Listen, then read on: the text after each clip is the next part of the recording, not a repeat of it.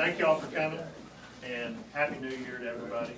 I certainly hope and pray that 2014 is a better year than 2013 and a better year than 2012 for all of us. We are actually having this meeting at the request of John Boudreaux, and from the crowd I can tell that there's obviously been a gap and probably not enough communication from us to the community.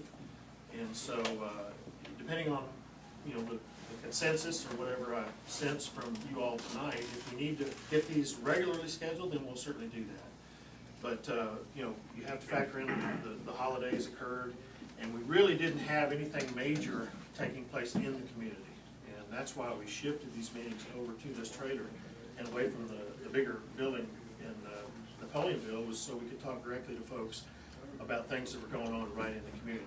There have been some big developments lately. I'm sure you've all heard the South Berm got to a point where we considered it to be at risk or in jeopardy. So we have begun the process of installing what we call the new South Berm. I'm going to talk to you a little bit about that. And I'm also going to talk to you about a series of new wells that will be installed. Some of them will be ORW wells, consistent with these that were just put in down here in Sportsman Landing and on the west side of the bayou. And then we're going to install, or complete rather, 5 what we call passive vent wells, which are very shallow, 20 to 30, maybe 20 to 40 feet. And they're intended to capture the gas that's contained in the very shallow and what we think are confined sand lenses in the aquitard above the aquifer. And the basis for going after these lenses is information that we gathered from prior wellbores, either CPTs, MIHPTs, or even the dual phase vapor extraction well that was started right over here just to the east of us. So we have solid information to conclude that there are little lenses, small pockets of gas, and that's what we're targeting with these passive vent wells. The most recent experience that we had with the passive vent well was right over here to the northwest. I think, is it on this? Yeah, right up in this area here, Will? Yep. Adjacent to what we call bubble site 56, and that was where we came in with respec and installed a well at about 30 feet. And it belched for a good 24 hours. The adjacent bubble site became inactive. We shut the well in, and the pressure remains relatively low. So it's given us some encouragement that maybe these lenses are confined, maybe they're not getting any recharge, and that maybe we can attack them and cause the bubbling to go away, specific bubble sites. So that's given us some encouragement, and that's why we're moving forward with that plan. I put together 2 or 3 pages of notes here. I don't really have a whole lot more to provide. I can give you more details. If you'll bear with me, I'll kind of read through this, and then if we have any questions afterward, myself and our team of consultants will be available for however long it takes to get you guys satisfied. But before I start, let me just ask, do we need to begin or schedule a series of these community meetings here, or should we go back over to Napoleonville and have a bigger one? I mean, I don't really. We need more room. Okay. That's pretty obvious.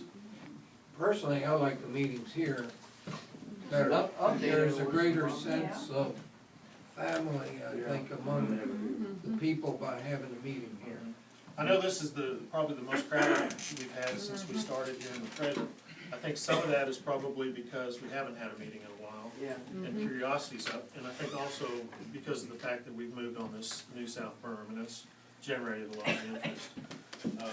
But in any event, it sounds like maybe we can continue here, and what we should do is maybe set up a schedule of having a public meeting at least every month until it just gets to a point where we don't have a whole lot more to talk about, which hopefully is what you say. Okay, to start with, the passive vent wells. Let me refer to this drawing here to give you an idea of where they're located. We've got 2 that are already existing, what we call the dual phase vapor extraction 37 and the dual phase vapor extraction 22. If you recall, there was a period where we were considering dual phase vapor extraction before we realized the impact of massive volumes of water production and risk of subsidence. Well, that project had already left the station. We had these wells installed. They're sitting idle now, so we're going to use those because we know we have some shallow gas in those two areas. And then we'll be installing 3 new wells at these locations here. And they'll be done with the same rig, same size rig that was used for the MIHPT boring. So it'll be a very small, non-intrusive. Our expectation is that we'll get down to about 20 or 30 feet and encounter some gas that we can relieve to atmosphere. And it'll be at low pressure. It should contain little or no water, but it may have some water.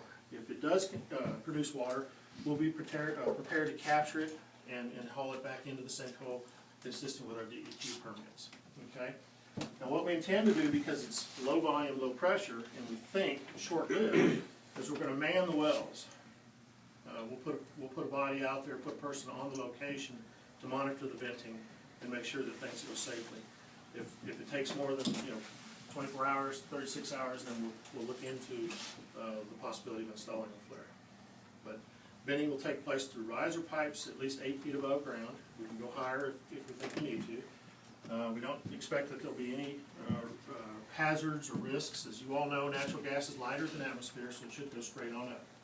And like I said, if there's any water produced, we'll have a tote and we'll be prepared to capture it. It's pretty much instant dissipation. Oh yeah, the gas. Yeah, the gas, the density, the lighter gas goes up instantly. The water, different story, but we'll be prepared for that if we produce it. So that pretty much sums up where we are on that. And really, this was the basis for having the community meeting. We knew that moving back in and construction, we wanted you folks to know that we were coming.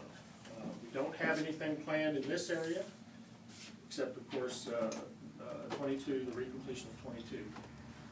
We still have ORW 38 light dewatering that's in progress.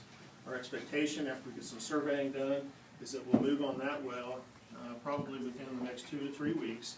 And our plan there is to take small volumes of water from that well, maybe 1 to 2 gallons a minute, and see if we can induce gas flow.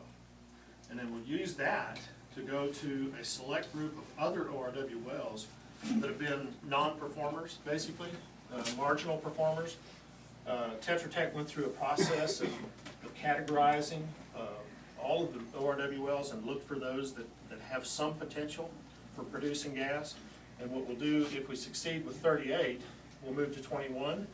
With both of those completed and performing well, we'll come back over here and we'll start to take small volumes of water, 1 to 2 gallons a minute, out of that list of wells that Tetra Tech identified as candidates. Okay, so that's what we're referring to as our light rewatering gas production plan. Now, before you move on, well 37, okay, y'all gonna start producing water here Well, and sending it through the system? we don't know. It's possible. Okay, because If it performs like the one up at Bubble Site 56, then it could produce about 1,000 gallons and then it stops. Or if it produces more than that, then we'll have to reassess and see what we need to do. where is that located? Because, if it starts producing a lot of water, I'm gonna want, y'all to take some kind of elevations there just to make sure that we don't have a subsidence problem. Right. Or if we do have a problem, we'll know about it. Right. We don't want to produce a lot of water. And, Right. and if it looks like the thing wants to do that, we don't expect it, but if it looks like it wants to do that, then we'll shut it in and reassess. And we'll put plates down if it looks like we're gonna need to produce, for some sustained period of time. But everything we're doing, we're basing it on our experience with the passive vent well that went on up at 56, up at Bubble Site 56. And by our estimates, maybe 1,000 gallons total. Yeah, I don't even know if it'll be that much. I don't know what our total was. I mean, we don't want any water. Yeah, we don't. Trying to tap into gas. So. Yeah, our objective is to. That's the well right out here. Up here? Yeah. Right on the here. highway. So,